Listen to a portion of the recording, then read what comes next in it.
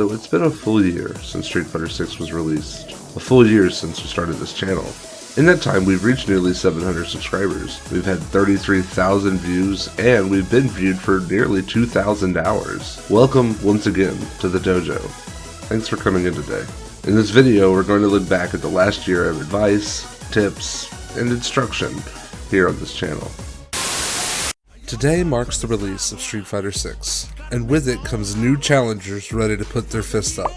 Some are in search of that $1 million prize pool for winning the Capcom Cup, others merely looking to push themselves past their absolute limits.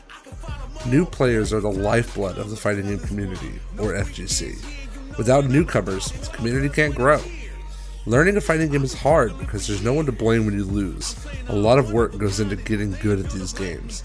The task can feel daunting to new players, but remember to pick yourself up and dust yourself off, because the feeling you get when it starts to click, the revelation that comes over you as you learn how the dance goes, the clairvoyance that all the time you spent grinding has been worth it. It's the moment you realize exactly what makes these games so special. I'm Yo Dude. Welcome to the dojo. In this video, I'll be giving you 10 tips for the beginning of your Street Fighter journey. 1. The thing about all fighting games is that there's never really an endpoint. The road to mastery is an unending highway. The ride is supposed to make the journey, not the destination. I would suggest starting by familiarizing yourself with the fundamentals. Knowing the difference between pokes, strings, combos, specials, and supers. Learning how to acknowledge a hit confirm, learning optimal combos and mix-ups. You get the point. The list goes on and on and on and on and on and on. Maybe it'll be its own list in the future. The best players are the most hungry to learn new things, and the pros are constantly trying new strategies and ideas. The important thing to take away from all this is while you're standing at the foot of the mountain, I want you to believe that the view from the summit sucks. Take the time to appreciate your journey, and it'll make it all that much sweeter. 2. Every single time you open the game, your first stop should be training mode. Every session should have a purpose. Learning a new combo, a new answer for a certain situation, or even just to shake off the rust of a break away from the game. Online matches should be a part of training from the very beginning. Once you can land a combo in training, take that into a real match. Focus on landing that combo specifically, even if it'll cost you the game. Learning is far more important than winning. Taking what you practice into online games lets you see how practical it can be in a real game. It's easy to do a crazy 80% combo to a training dummy. It's a whole other thing to be able to consistently land those combos in game. That's why it's important to not only make time for training every session, but to make online play a part of that training. 3. Muscle memory is the ability to reproduce an action without conscious thought. This is mostly used for mobility and combos in fighting games.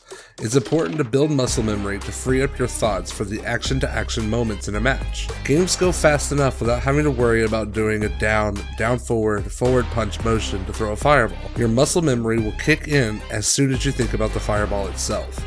Training for muscle memory is like getting reps in at the gym.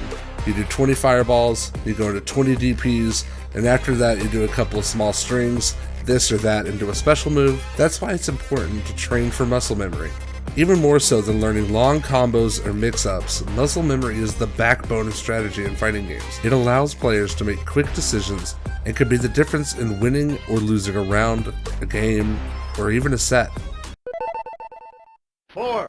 There's no better feeling than winning. I get that. But you should avoid using cheap tactics to get those wins.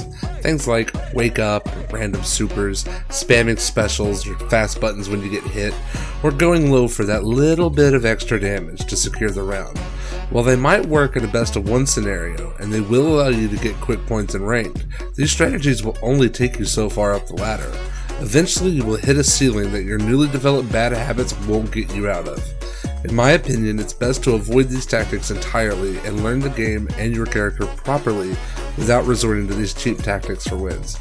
Respect the game, respect your opponent, and most importantly, respect yourself.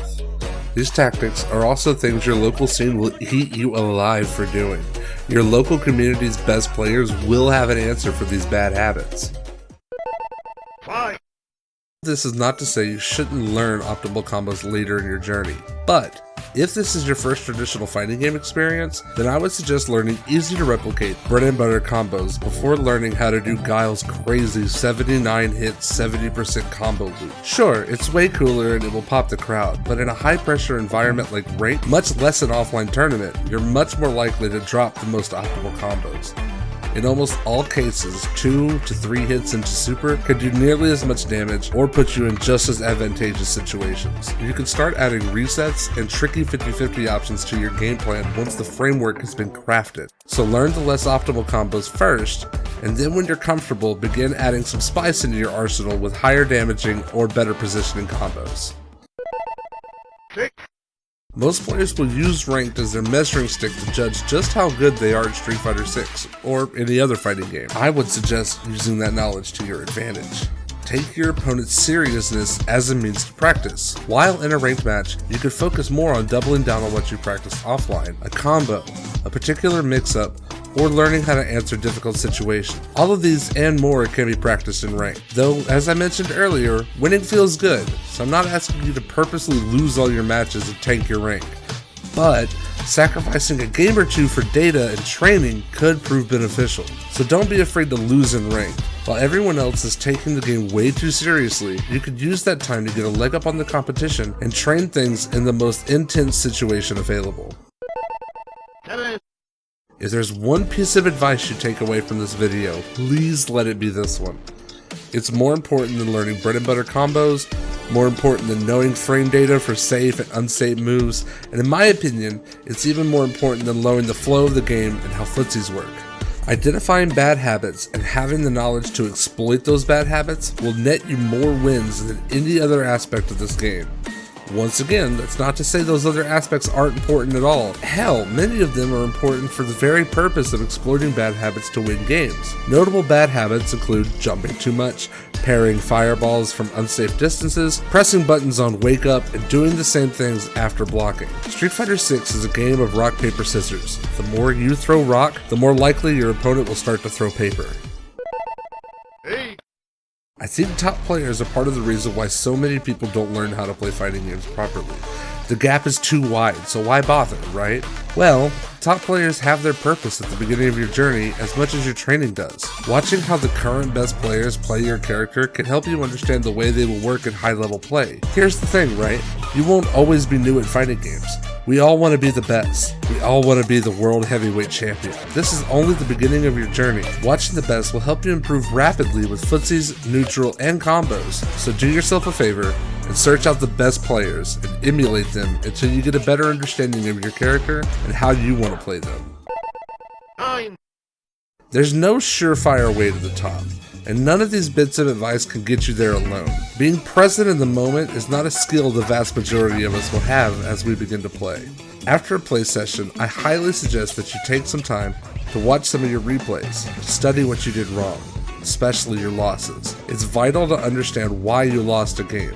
This will flex the same muscle as it did to identify mistakes while watching our opponents. Learning how to react in the moment will give you the knowledge to fix your bad habits during your next session. I want to stress this again. At the beginning of your journey, it's more important to focus on the fundamentals than it is to practice flashy, hard to replicate combos in matches, or very specific setups. Focus on playing cleanly, footsies, and not dropping a single combo, and evolve your game once you're ready to. Final. Community is the reason fighting games have lived as long as they have. An online community over the last few years has undoubtedly helped when it wasn't as favorable for us to meet up in person. Times are healing now, fortunately. Offline tournaments are the quintessential way to play any fighting game. It's what made going to the arcade such a fun experience in its heyday. Going to offline tournaments and connecting with your local communities is a great way to test everything you've been working on throughout your online play. Meeting your local scene is a great way to meet new friends, learn new things, discover new tech for your characters. It will take too long to learn every character in the game, so offline tournaments are a good way for you to learn from people who play your specific problem character. Additionally, it's important to seek out your local scene's Discord channel, the Twitter of your local establishments and TOs, or tournament organizers. Stay in the loop of what's going on around you. I love fighting games. For me, it's a way to learn a martial art in a way to compete in a combat sport without actually getting punched in the face. I love the thrill only these games can provide, and I want everyone to love them too. The journey is long, but wholly worth it to me. If you're already playing fighting games, I'd love it if you would share this video with your friends who maybe don't play fighting games. If you're that friend, or maybe you found my channel looking to get into the genre, I'd encourage you to subscribe because my channel is going to focus on helping new players start their Street Fighter 6 journey. It won't always be easy, it won't always be fun, but I promise you it will always be worth it. My name is Yo Dude. This is just the beginning of my journey on YouTube. Thank you for coming to my dojo. Be sure to like, share, and subscribe. But most importantly, remember to keep your fists up and hold forward. Pressing buttons is some of the most fun you can have while playing fighting games. The serotonin released in pushing them is why these games are enjoyable for a casual crowd. However, just letting moves fly out without a plan isn't going to win you any games in a competitive setting, on or offline. If you want to be better, you'll need to up your game plan. I'm sure you've all heard of the archetypical button masher, someone who's pressing everything non-stop from before the round even starts. I'm sure some of you are that person. A lot of people are. Learning when to press buttons is the first step to understanding the flow of Street Fighter 6. It's the first step out of the quote-unquote casual shadow and onto the road to becoming a true novice of the game. We all gotta start somewhere, right? Welcome to the dojo. My name is Yo Dude. In this video I'm going to cover buttons and when to press them. Buttons, as a term in fighting games, and more importantly for the use of what we're talking about in this video, is any action a player can perform in a round that requires them to press an attack command. So obviously that means your basic normals, standing, crouching, special input normals, and aerials, but also includes your specials, supers, drive rush, drive impact, and throws. This does not include acts of walking, blocking, jumping, dashing, or crouching because you don't need to press a button to do those. Generally speaking, you should only press a button when doing so will benefit you somehow. Slam dunk on that, dude, just end the whole video there, right? Of course, there's a lot more to it than that.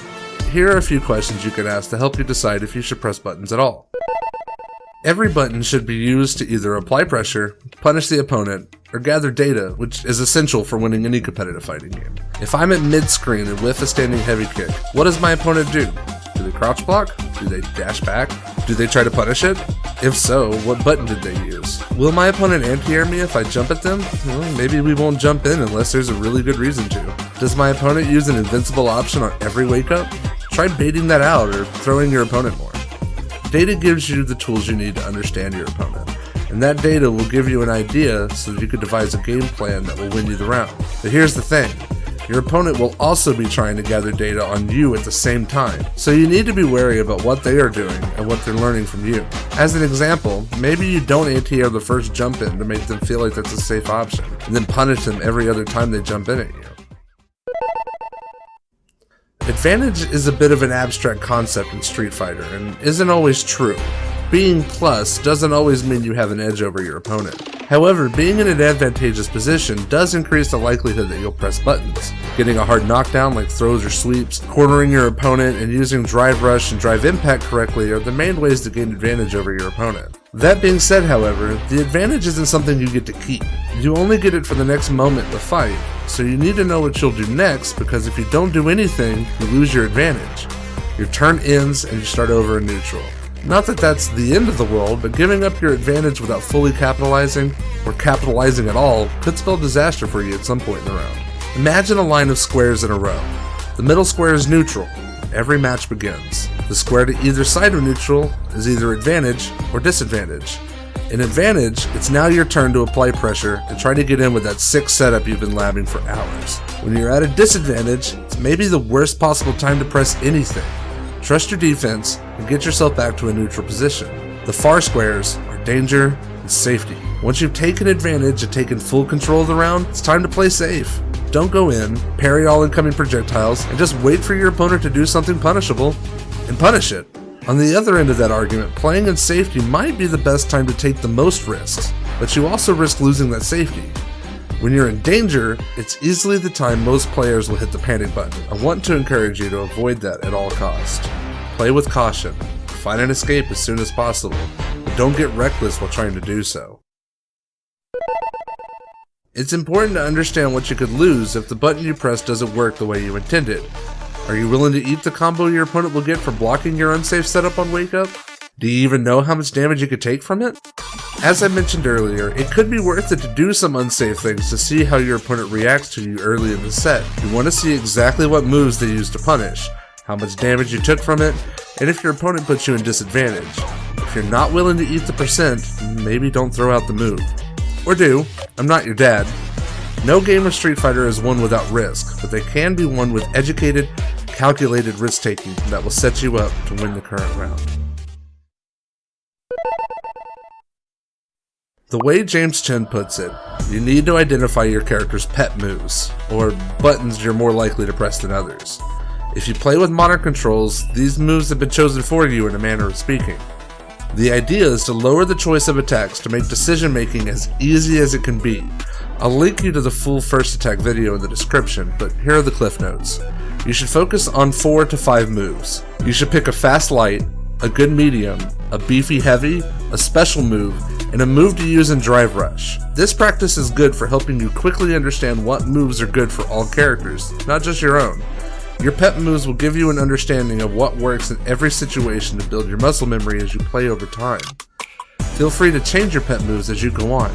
Chances are you'll find a better option as you grow as a player. Congrats! Your setup landed you another hit. What now?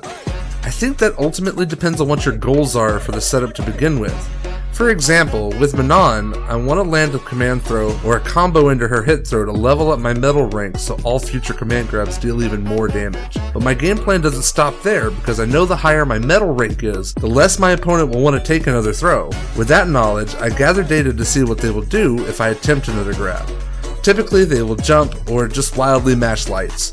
Jumping can be answered with crouching heavy target combo, putting them not only back on the ground, but right in range of another throw.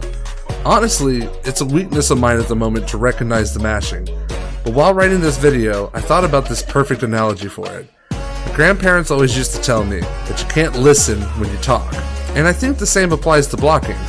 Can't block if you're pushing buttons, right? I record most of my progress live on Twitch at twitch.tv/YoDude. Drop a follow, please. We don't have much of a consistent schedule at the moment due to my job, but we plan to be live most weekends. At the end of the day, learning when to press buttons and what buttons to press and when to press them all just takes time. The more you play, the more you'll understand specific matchups and situations. Be sure to practice, play games against other players, and then practice some more. Learn from every mistake, and you're bound to make less of them. Lab out specific moments and get an understanding of what to do against the moves you lost to in the round prior. Find answers for them, and come back stronger. That's all I've got for this one. I'm YoDude. Thank you so much for coming to the dojo. Please subscribe. I do tips, replay analysis, and there's even more to come. The journey to mastery is long, but it doesn't need to be lonely. Until the next video, remember to keep your fists up and hold forward. The original idea for this video was to make a top list of takeaways I got from CEO 2013, but the longer I try to write the script, the more arbitrary the entries seem to get. Instead, I want to focus on the only thing I felt truly mattered, something Logan said while on commentary. It's the title of the video, so you should already know what I want to talk about.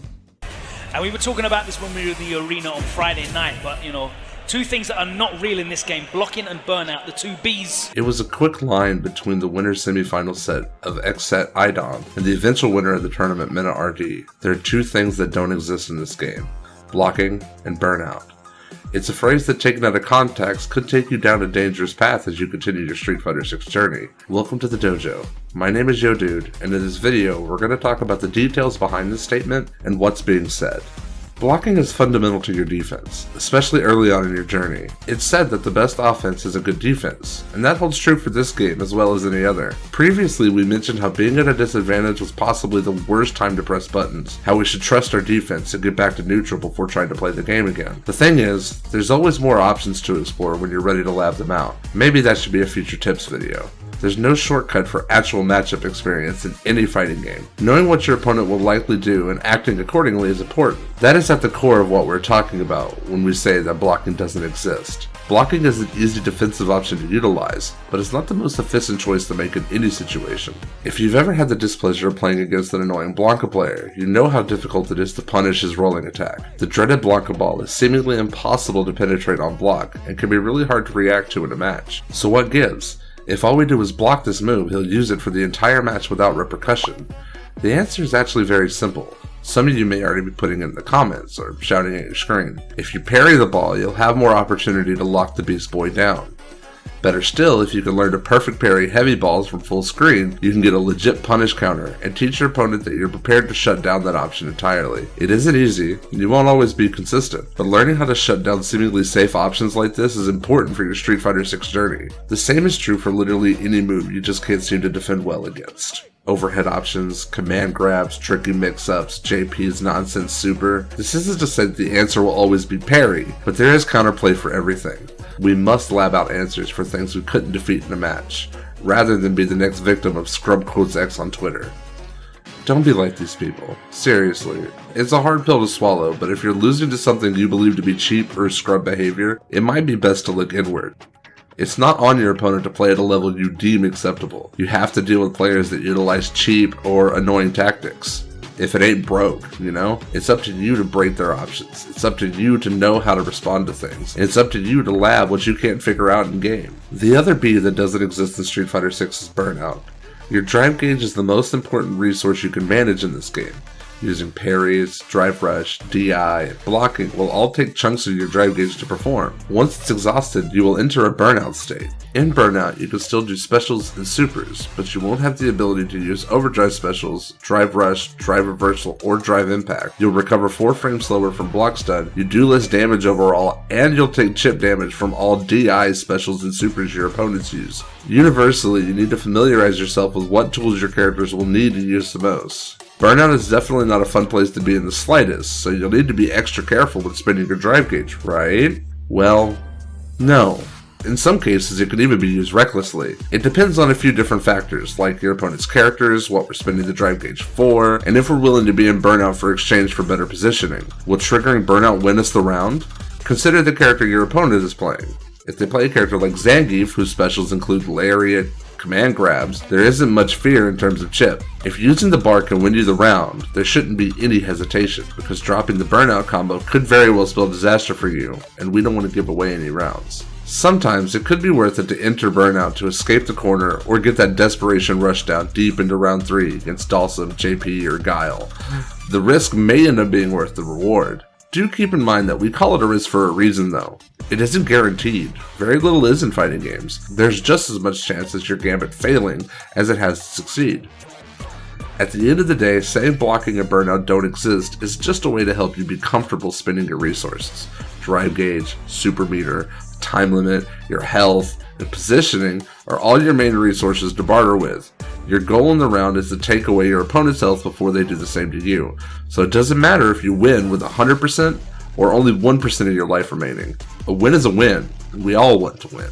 Take your losses in stride. Get salty if you must, but be sure to actually practice the things you have a hard time against. Throw loops aren't cheap. Spamming headbutt isn't cheap. Playing with monitor controls isn't cheap. They're a skill check. And if you keep losing, you need to go back into the lab and figure out what your character can do about it. We don't just lose a game and move on. We lose a game and we learn from it. We come back stronger and better next time we're up against the thing we lost to. And we don't deflect our losses on anyone but ourselves. That's the dojo way. Thank you for watching. I'll be making a takeaway video after every major tournament, so please subscribe for more videos like this one. Until then, I'm YoDude, and I'll catch you next time. As you continue your Street Fighter journey, you'll need to learn to incorporate a few combos into your game plan. The task can be daunting with everything else there is to worry about when you're in a match. Neutral, parries, footsies, punishes, anti-airs, the list goes on. The trick is to start small, jab jab special, and then lab out more lengthy, optimal combos later. The important thing to remember is that it will take time to get consistent in the lab, and even more time to be consistent in a real match. It won't come instantly. Rome wasn't built in a day, and you won't become a pro overnight. Just lay a single brick every day of your journey, and your empire will come later. Welcome to the dojo. I'm YoDude, and in this video we'll be discussing combos, why they're important, and how I've learned to interpret them like sheet music. You should start with a basic universal combo. When I got started with Manon, it was back heavy and to Renverse. As you grow and get better at the game, you'll find more ways to get your universal combo in. Those ways include, but aren't limited to, hit confirm, jump in, anti-air, drive impact, use with caution, corner carry, and on your opponent's wake up, also known as okizeme. Repetition is key here. Like I mentioned in my first tips video about starting your Street Fighter journey, you'll be training to build your muscle memory. This is just the exercise. You need to practice your combos like you're Sheamus getting reps in the gym. Have you ever played a rhythm game? Before my life was completely consumed by fighting games, most of my time was spent perfecting songs in Rock Band. This game opened a whole new level of music for me. I may have never found out about bands like Maiden, Rush, The Who, Buckethead, Queens of the Stone Age, 30 Seconds to Mars, and Muse, just to name a few. This was also the first game to give me a feeling of mastery that I've grown to love in video games. Another thing they gave me was a unique perspective on how to learn to do combos. It's easiest for me to try to think of it like a mini rhythm game where every button is a note to be pressed. It's kind of like reading music, though I don't really know how to do that. Today we'll try to simplify my process so that you can use it too. There are only two concepts to understand the basics of Street Fighter 6's music theory: links and cancels. Links can be defined as a button that will combo after another button is finished recovering. These are harder to get down than cancels due to the strict timing it takes to land in a match. Cancels are buttons that when pressed will cancel out another move's recovery to create a combo. Moves can be special cancelable, drive rush cancelable, super cancelable, or button cancelable, but typically those are referred to as a target combo. Cancels will be the lifeblood of your combo structure most of the time, as they are easy to perform, but riskier if you drop or get blocked. Generally, I like to think of links in terms of a rest note. There will always be a pause between the two buttons. Cancels are more like beams because they connect two buttons together, and we'll be calling general buttons notes for the sake of this video. That's all we need to build a good foundation for this crazy concept, so to not confuse anyone more than we're already going to, let's look into some examples to help tie everything together. Let's take our basic universal combo as our base. Back heavy into Renverse, a simple, two-note melody that isn't the most optimal combo, but does good damage and sets us up nicely. It's all we can ask for out of a bread and butter combo. However, we can add on to it by doing Drive Rush Cancel, Crouch Medium Punch Link into our universal combo, which will typically be used as our combo ender now. For clarity's sake, here's a handful of combos pulled from other characters to help you get a firm understanding of how combos will look written out this way.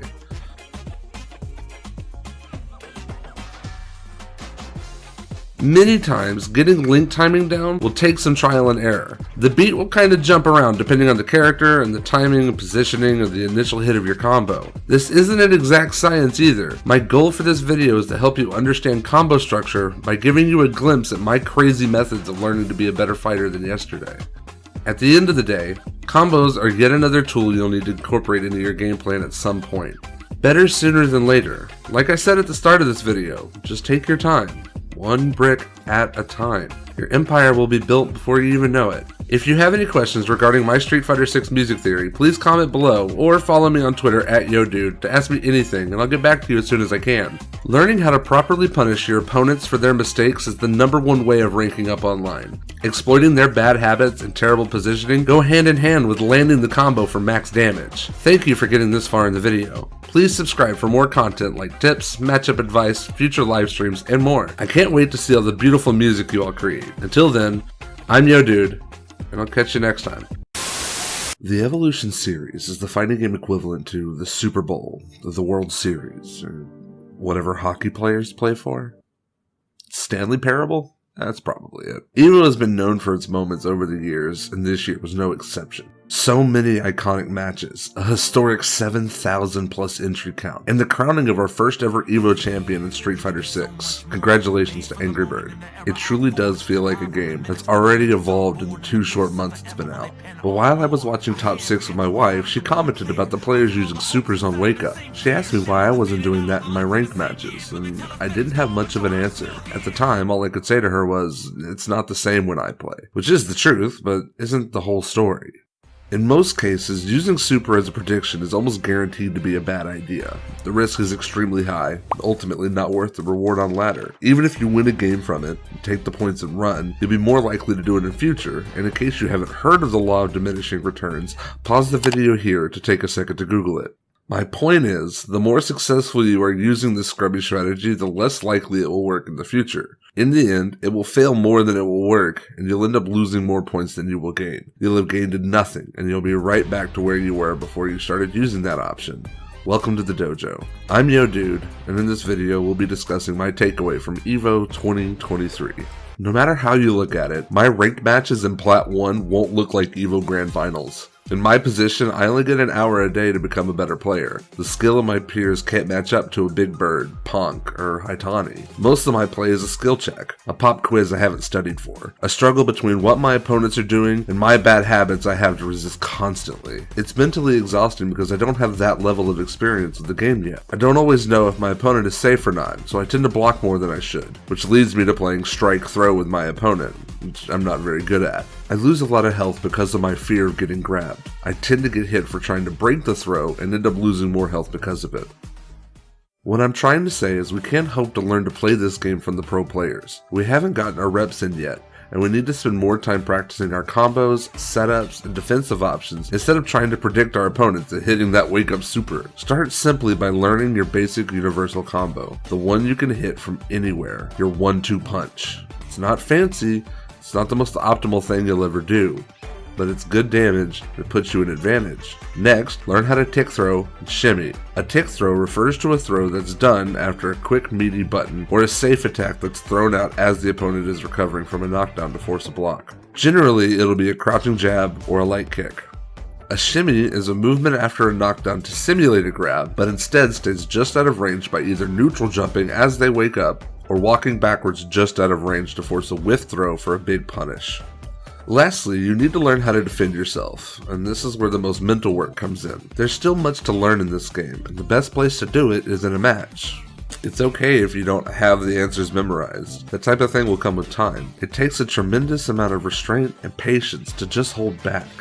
I get it. It's a fighting game, and you want to be in the action, but there's more to fighting than throwing a punch. There's more to fighting games than pressing buttons and doing combos. Your defense is just as, if not more important than your offense. Without it, you'll never recover from a single knockdown, much less get a chance to pull off that fancy combo you've been labbing. You simply must learn to block attacks to even have a chance to play the game. So if we shouldn't learn how to play from the pros, who should we learn from then? Well, the short answer to that question is we should learn from ourselves. Watching back your losses will give you a better understanding of where you fall short as a player. It will help you understand what you need to work on and what your habits tend to lean on. I personally tend to only play up to 5 sets a session. I spend the rest of my time practicing combos and watching my losses. I've learned that I'm a very defensive player who sometimes has a hard time flipping the switch to go on the attack. I tend to get overwhelmed by rushdown players, and my panic button is drive impact. I feel like that's the weakest part of my play. I use DI and sweep too much as an attempt to take back control, but if they get blocked, I will typically get hard punished. The point I'm trying to make is that it's better to play fewer games for the sake of watching back your tape. The last thing I want to mention in this video is that no one makes it to the top alone. No one has ever won EVO as their first tournament. Becoming a champion takes time. It takes a village.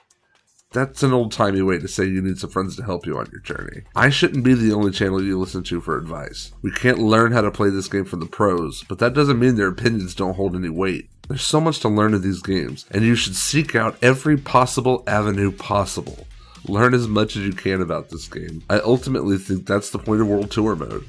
You spend all this time learning everything you can from every person you come in contact with. You didn't even know how to fight before your journey began. Lu taught you how he did it, and then Chun, and the list goes on. My point is, the same will be true outside of World Tour mode. You will meet new people who will teach you new things about this game, its systems, and even your character, but no one can teach you your style. Only you can do that. At the end of the day, I want to thank you for watching this far. Not many people make it so far into the video, so thanks for being one of the cool viewers. Subscribe for more advice and training tips. Comment below what your takeaway from EVO 2023 was. Be sure to tell the world that I acknowledge you as one of my star pupils. Don't give up on your journey. Don't stop fighting. Don't forget to keep your fists up, hold forward. You're gonna rank up soon. I just know it. At the core of Street Fighter 6, there are 3 types of players. There is an impulsive player who wants to establish their offense and overwhelm his opponent. A predictive player who studies their opponent to anticipate and counter their next move. And a passive player who watches and waits for an opportunity to strike back. You are one of these players, but you're also all of these players? You just don't realize it yet. Welcome to the dojo. I'm Yo Dude, and in this video, we'll define each of these playstyles, and how they form a sort of rock, paper, scissors dynamic. Let's begin by defining each type of player. Are you ready? The impulsive player wants to initiate a game plan onto their opponent. They want to be in there. Many players never get past this particular playstyle and resort to constantly mashing buttons, though there's a lot more to being impulsive than just pressing your face against the controller. This player strives when they are in control of the match pacing, and their pacing will almost always be pedal to the metal. They will likely go all out because if they slow down for a single second, they may allow you to take over the whole game. They don't know how to block. It's good to play impulsively against a passive opponent, as they are waiting for an opportunity to strike, and can generally be overwhelmed by the sheer amount of attacks you are throwing at them. Just be sure not to throw out any slow, punishable moves, and know when you're out of range to whiff an attack, because that will allow your opponent to strike. Impulsive players will pick a character with fast attacks, easy mix-up options, and an invincible wake-up option like Cammy, Kimberly, and Luke. The predictive player wants to study his opponent's choices. They may press unsafe moves to see if you know how to react to them. Every match online is a pop quiz, but a match against a good predictive player might as well be the end of your exam. Everything you do is studied. How many jabs you do before going for a throw, what option you favor on wake up, or even how often you jump when you're in range of SBD. These players strive to find bad habits in you they can exploit, and, well, they'll exploit them to win rounds. It's good to play predictively when your opponent is impulsive because they can be the easiest to read. The impulsiveness to press buttons generally favors the predictive player who is looking for every hole in their opponent's game plan. However, there is such a thing as studying so long that you miss the test altogether. If the download takes too long to give you an edge, it may be for the best to switch to another playtype. Predictive players will pick a character who are well-rounded overall and have many decent buttons like JP, Jury, and Kim. The passive player can feel like a stone wall at times. They generally want to wait for their opponent to do something punishable like a heavy attack with a long recovery, a jump in, or even a whiff button. Anything they can use to their advantage without committing to anything dangerous is what these players look for in a round.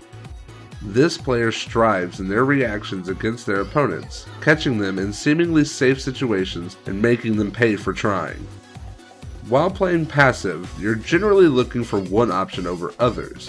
It's important to remember this because if your opponent can suss out what you're looking for, they may get a free punishment. It's ideal to play passively against a predictive player, as not pressing a button gives them less to go off of. That's not to say you should do nothing, but only pressing buttons when it's guaranteed damage puts neither player in an advantage or gives you the advantage. But just so we're clear, doing nothing is doing something to a predictive player.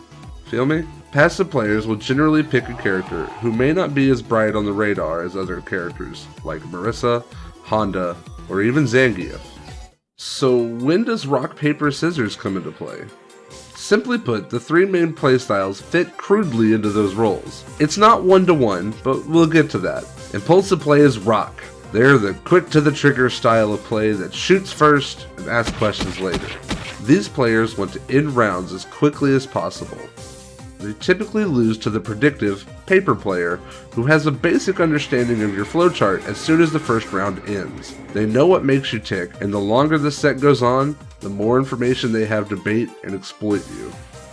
These players typically lose to the passive player. Our scissors wait for an opportunity to cut through the competition, giving the predictive player insufficient knowledge to go off of, but their sluggish style of play is typically overwhelmed by the impulsive rock.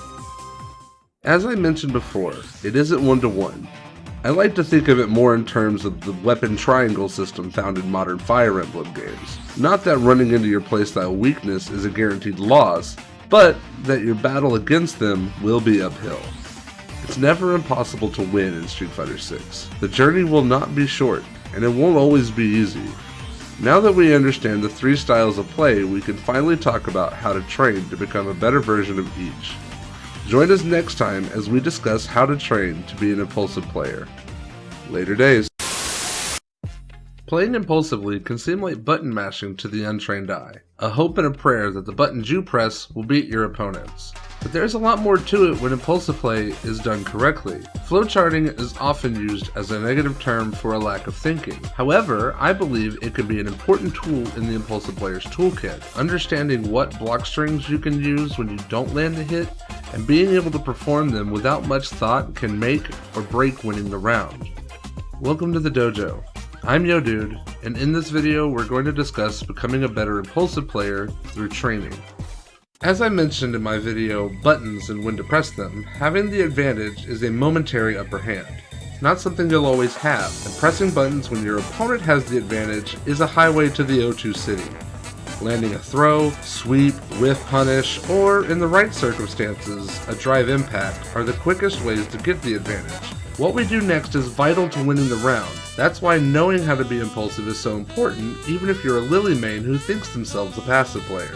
If you never take advantage of, well, your advantage, then you'll have a much harder road to victory. Constantly waiting for your opponent to make mistakes gives them more chances to find something you don't know how to deal with. So lay it on thick when you can, and understand when it's no longer your turn.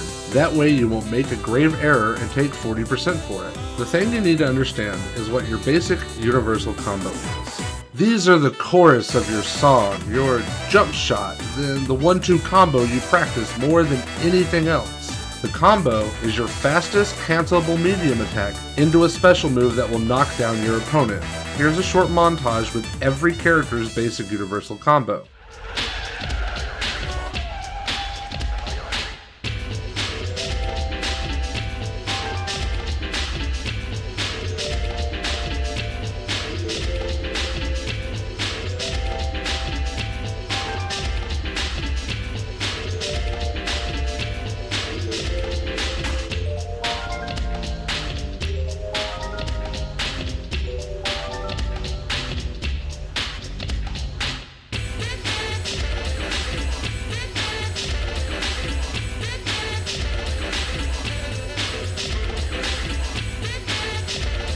Remember, buckle it. Basic universal combos kill less experienced rivals. So now that we know our combo, how do we include it into our play? In any round online, especially in lower ranks, I like to see if my opponents even know how to block. If they don't, then you could just throw out a media attack, defined as any button that's active on an opponent's first frame after being knocked down. This will beat most attempts of mashing their way out of disadvantage and giving you another opportunity to lay in that damage. If they play a character with an invincible reversal, then take note of how much they like to use that to get out of trouble, and base your offense on baiting it out if possible. Once your opponent begins to block, start introducing the mix-up. Oftentimes you'll make your opponent guess the right defense to get out of disadvantage. Should they block high or low? Should they block at all or attempt to break a throw? These most basic mix-ups are often referred to as 50-50. There are two possible choices to make. Their guessing right will take us back to neutral. Their guessing wrong is a loss of life and another guess if the pressure is laid on correctly. So how do we implement a mix-up into our game plan? Mixing your opponent is about layers, and maybe we'll make a whole video covering mix-up in more depth later, but here's a mix-up that's easy to learn and vital for victory. Set up the dummy to perform one of these three wake-up options. Walk back 25 frames, normal throw, and crouching light punch. We also need to turn on no block from the dummy settings menu. With this in place, turn on crouching light punch to practice media attacks. The drill is this. Perform your basic universal combo, and while the opponent is recovering, dash into them and hit them with your BUC again. If this is done correctly, you'll see the yellow counter hit icon appear on your character's side of the screen. If you're attacking too early, the dummy will hit you with a crouching light punch and will have an orange punish counter icon on their side of the screen. If you're too late, then the dummy will hit you with their crouching light punch and you'll see the yellow counter hit icon on their side of the screen. If either is happening as you practice, you'll need to adjust your timing accordingly until it works. The timing is what we're practicing for, and will take some trial and error to get it right with your character. This drill works for every character but Zangief, who has a hard time keeping the advantage unless his opponent is in the corner. The next drill is adding a layer to what we just learned. keeping the same settings and turning on the walk backward wake up option we set up earlier. This drill is designed to help you acknowledge your hit confirms and to stop your pressure before you're punishable. The drill is this. Perform your basic universal combo, and while the opponent is recovering, dash into them and hit them with your BUC again. Sound familiar? Well, here's the twist. Half of the time, the dummy will block your attack. If he does, you need to stop attacking before putting yourself in any danger. If you see the counter hit icon appear, then continue like normal. If you don't see the icon appear, then you need to halt your pressure before making an error. This isn't easy and will take a lot of practice to master, but it's an essential skill in the Impulsive Player's Toolkit. Practice this after having a good grip on media attacks and the timing for your character. Now we're ready to add on another layer for your first mix-up. The drill is this. Perform your basic universal combo, and while the opponent is recovering, dash into them and grab them on wake up. This will beat most attempts of mashing on wake up and the neutral blocking option. If performed correctly, you'll see the yellow counter hit icon appear on your side of the screen as you throw the dummy. If it threw out a crouching light punch on wake up, you will not see this icon if the dummy tried to block instead, but you'll have performed the drill correctly if you throw the opponent anyway. If you're too fast, you'll get hit by the standing light punch. If you're too late, you'll either get hit by the dummy's crouching light punch, or you'll noticeably watch him nope out of the area and you'll whiff your throw, which could lead to a lot of life lost in an actual match. Adjust your timing until you're constantly grabbing the opponent. Then it's time to add on one more layer. We talked briefly about what a shimmy is in the Evo video, but this will help you practice doing them yourselves. The drill is this. Perform your basic universal combo, and while the opponent is recovering, dash into them. Instead of going for a grab or your BUC, walk backwards and watch for your opponent's whiffed grab or attack. Once the whiff move comes out, walk back into range and then grab your opponent or perform your BUC. This is a popular option because there's no scenario where you get hit. If your opponent throws out an attack, it gets blocked or it whiffs. If they try to throw you, you break it or it whiffs. And if your opponent walks backwards too, well then you both end up back in neutral. Either way, there's no way you can be put at a disadvantage here. Being impulsive does not mean mashing. Ever. It's important to know your character's toolkits and how to implement it. Start with your pet moves as we talked about in the buttons video, and work your way out from there. There's always more to explore with your character, and I encourage you to find the use for your character's full toolkit, once you have a framework to work with, of course. Thanks for watching, and I'm sorry this video came out so late. Halfway through editing this one, I no longer liked the advice I was giving, so I rewrote most of it from scratch. Hope you enjoyed this look into impulsive play. Next time, we'll discuss how to be a better predictive player. Later days. Practicing predictive play is among the most difficult things to begin doing in Street Fighter 6. However, it's an essential step to becoming a better player in the training room. Predicting is a numbers game. You'll never be right every time. It's a game of playing the odds. Ask yourself two questions. What's my opponent most likely to do? And how do I counter that option? Using this playstyle, you'll gather information, but if you're not cautious, you can quickly get lost in the sauce, getting inside your own head instead of the mind of your opponent. Welcome to the dojo. I'm Yo Dude, and in this video, we'll be discussing how to train to become a better predictive player. There's a handful of moments, offensively and defensively, that you want to pay attention to, but only some of them apply to the training room. Here are a few to get you started. Okizumi is a term used by fighting game players, meaning to pressure an opponent as they wake up. The word itself isn't found in the Japanese dictionary, but it's a combined term of the root words okiru, meaning to wake up, and simiru, meaning to attack or strike. Cool trivia aside, that was a long-winded way to say the first thing to begin predicting is how your opponent chooses to wake up after being knocked down. Training for this is quite simple. Put the dummy in all block mode, and then set these three wake-up options. Do nothing. Attack using a crouching light punch or crouching medium kick, and finally parry or backdash. You want the dummy to either block, attack, or escape on every wake up. Next, you'll have to choose a specific knockdown to work on. The most basic of these are throws. The idea here is to throw the dummy and then perform a setup that will beat out the opponent's options. I suggest finding specific setups involving a jump in or 50-50 mix up. Not everyone is going to mash buttons on wake up, so you need to be able to set up a hit throw or a high-low option to keep your opponents guessing. For sweep setups, you'll need to change your dummy's guard to after taking damage, and then they are more or less the same. Find a setup that works for you and go with it, but in case you can't quickly figure out how to do that, here are a few to get started.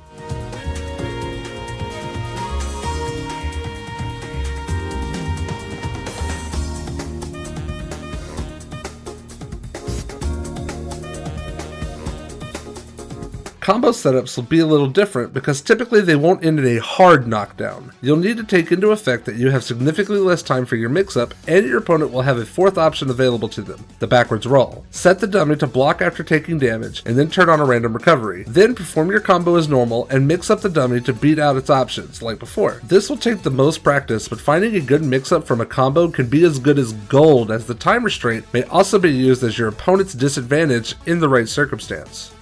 If you're having issues with the randomness, you can always turn off the dummy's options to practice one specific choice to learn how to beat a specific option, or to practice your setup as basically as possible. Remember to learn at your own pace, and focus on being a better player than you were yesterday. The journey of 1,000 miles starts with a single step. Your enjoyment of the game is just as important as increasing your skill level. Training is important, but it's not as important as burning yourself out of wanting to boot up the game to begin with. The next thing to watch for is how your opponent begins a round. Mainly, you'll watch for these specific options. Do they walk backwards? Walking backwards indicates your opponent is passive. They are watching your moves for counterplay. If you feel your opponent is going to start the round this way, your best option would be to walk forward and begin pressuring them safely, or press buttons that cover a long distance. It can be safe or difficult to punish if spaced correctly. Do they do something unsafe? Most notably, you'll be looking for a drive rush into a button or throw, a round start jump and attack, or a wild swing that is unsafe on block. There are times, I'll admit, that I open a round as Manon with light dégagé to get an early lead on my opponent and put them on the back foot from the beginning. It also lets me know if I'm dealing with an impulsive player from round start, as they are most likely to get hit by this goblin-ass playstyle. It's not something I recommend, but it is something that does work for me from time to time. Remember that it's best to block if you think your opponent plays like they just want to press all the buttons. Do they do nothing? Similar to players who walk backwards, the most basic answer to this opening is to walk forward and establish an offense. Unlike the players who walk backwards, players who do nothing are more likely to be watching your movements more carefully to predict you in later rounds. Play normally here, just know that the test has started and you can't use your calculator for this one. I wanted to take a brief moment to say it's also important to watch how your opponent plays when they have advantage. How many times do they attack before going for a throw? Do they recognize your blocking and keep their offense safe? When they stop their pressure, do they crouch, walk forward, or jump at you? These are all tells that give you more of an idea of how to respond to your opponent. The unfortunate thing is these are all things that are better practiced in-game rather than in training. Playing predictively is best when your opponent is seemingly on autopilot. If you've noticed they've done the same thing on every wake-up in the previous round, or you think your opponent will backdash for the 5th time with disadvantage, then try it out. If you're right, then you're in their head, and the rest of the set should be easy. If you're wrong, then you go back to the drawing board and play with a different playstyle, until you think you have a beat on what the opponent wants to do again. This is not a playstyle many players could feasibly stay in for the whole set, but more so as a format of keeping an advantage outside of the game, even if you don't currently have one inside the game. It's important to remember that you'll come in and out of this playstyle. It's paramount to grasp how things are going in a match while playing in this playstyle.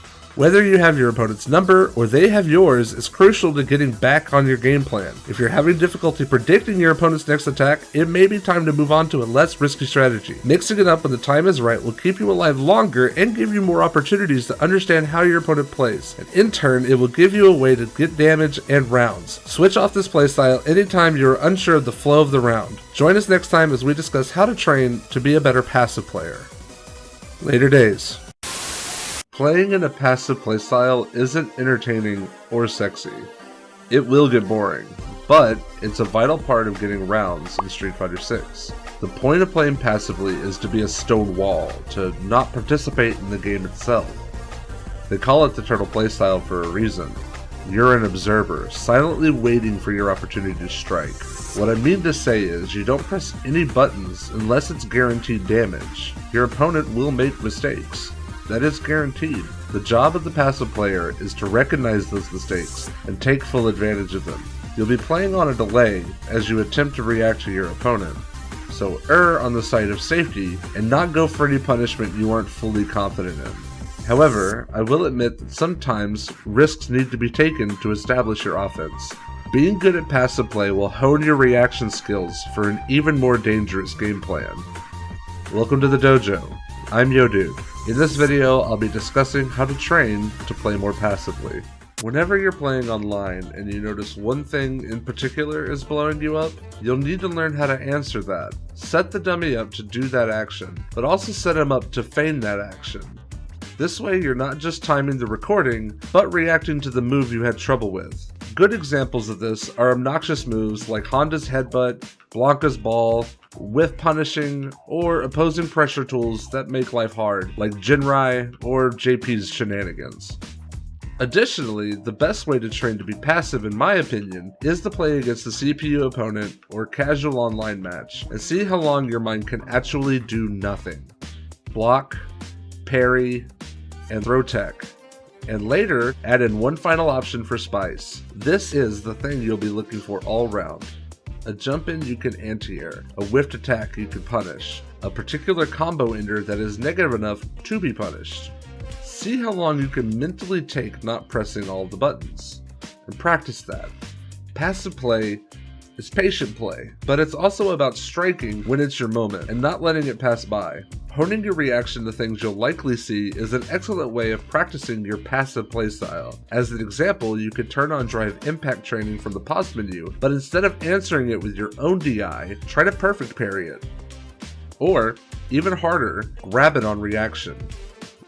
Or, like when we practiced our Okazumi setups as an impulsive player, we could do the same with our passive practice. Set up the dummy's wake-up options you've had issues with, but also add in a do-nothing command. Throw your dummy, and then instead of doing a setup to mix your opponent, we're going to do a setup for reactions. Instead of jumping into a hit-throw 50-50, do an empty jump into a block and then throw them if they do nothing. It's important to play passively if the current speed of the match doesn't favor you, if your opponent has the advantage and trying an OD reversal doesn't get control back, or if you're low on health and one good hit away from winning the round. These are moments you'll want to play passively. It's going to be hard. You will eat a lot of hits to be better at this, but once you learn a basic defense, you can strike fear into the hearts of many lower level competitors. Understanding what moves are unsafe in the back of your mind will give you the ability to quickly strike back with solid reactions, which also come with practice. Don't lose hope. You're always improving, even when it's hard to notice immediately. It's important to note that not many players are good at all three playstyles. Typically, they'll be assertive in one, decent in a second, or weak in the last. Identifying your opponent's strongest playstyle and weakest playstyle is paramount. As Sun Tzu famously puts it, avoid strength, attack weakness. Press your opponent if they play passively. Slow down if your opponent is trying to predict your play. Examine your opponent's patterns if they're aggressive. Keep away from your opponent's strong style and focus on keeping an advantage over them. Switching playstyles isn't easy mid-match. It will take a lot of thought while developing the muscles for these rudimentary playstyles. No plan ever survives first contact with your opponent. It will get frustrating, believe me. Just watch your replays, identify your bad habits, and practice to eliminate them. Ego will undoubtedly get in the way, and practicing isn't always going to be easy or fun. But if you work on becoming a better player than you were yesterday, eventually everything else will follow. Online ranked, tournament results, and your fighting spirit. The more you do it, the more you'll fall in love with this game. Spare a few salty moments. I hope you'll join us next time as we discuss how we can train outside of the training room. Later days. Training can be monotonous. I get it.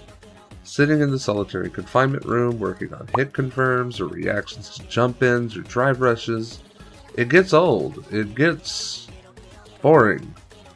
But the thing is, your training is an important part of your growth as a competitor in Street Fighter 6. Without it, your skill level doesn't improve as much. Without it, you start to see your peers pass you by. Without it, your love of the game can begin to wane.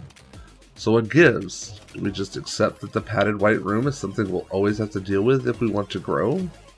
But, well, not quite. Welcome to the dojo. Today we discuss where we can train outside the training stage. Playing the game is the thing we all want to do, right? Why else would we have spent the money on it? Or the new characters, stages, costumes? We all want to press buttons, so why not make that a part of your training? You have to get washed before you get clean playing any game, and this is especially true in Street Fighter. A lot of newer and casual players view online play as a no man's land where only the sweats go to play. But the truth is that online play could be the best place to practice your new combos and strategies. In practice, online play isn't as smooth as the training room is. We call it the lab because it's a controlled area where we make assumptions about the game. My button will beat this option. And then we test that theory by setting up a test inside of the training room. The next step after that is to take the successful hypothesis out into an online game and test it more. Nothing will ever work 100% of the time, but the more you test, the more you'll know the exact situations to use those experiments in. So go online and get washed, but play with the intent to try something new. Then you'll have a deeper understanding of why something works or not. I've said it before, but it bears repeating. Watching your ranked losses is just as important as actual training. Knowing our past prepares us for the future, and watching yourself play will help you realize your biggest mistakes and can even help you learn how to fix them. Training by watching replays helps give your time in the training room purpose. It will pinpoint exactly what things you need to practice most. This method will help you not waste time and energy practicing things you don't need to worry about, and instead open your eyes to the mistakes we make in our ranked play in practice. Go into the CFN via the multi-menu. Click on Replays and sort them to Self. Find the first match that you lost. Watch it while writing down every mistake you think you made. Be sure to timestamp each moment with the round number and the time remaining in that round so you can find those moments for closer inspection. Tally up all the problems into different categories, like dropped advantage or hit and disadvantage. Name them whatever works best for you, and then go back to the training mode later with the intent to work on those issues. The more you work on your previous mistakes, the less you'll make those mistakes. The less mistakes we make, the higher our rank will rise. There are too many games coming out these days. It would be crazy to make this the only game you play. It's important to understand that you could take things from other games as a part of your training. Training can be fun, and fun is the ultimate goal when playing any game, right? If it's not fun, why bother? This goes double for Street Fighter, so I encourage you to play other games as a means of training as well. Break up the monotony of practice by doing your practice in other games. Here are a few examples. Playing a Souls-like game like Elden Ring can be practiced for recognizing patterns, timing a counterattack, or even learning different styles of play. Games like Celeste or Fortnite can train you for quick, precise button presses, used for combos that can close out a close round under pressure. Puzzle games like Frostpunk, Catherine, Triangle Strategy can train you to find multiple answers to the same problem. Hell, you could even train using rage games like I Want to Be the Guy, Getting Over It with Bennett Foddy, or Jump King. There's something to be learned from the games you play outside of Street Fighter 6, as long as you look out for the skills used in every game you play. After that, you just play. Recognize when you did something that could be utilized in your Street Fighter journey too. Just be sure to return to Street Fighter 6 a few times a week. At the end of the day, training is vital to improvement. The more we play, the better we get. This concludes our series on how to train your Street Fighter. Join us next time as we go back to Capcom Cup X and glean our takeaway from this historic event. Later days.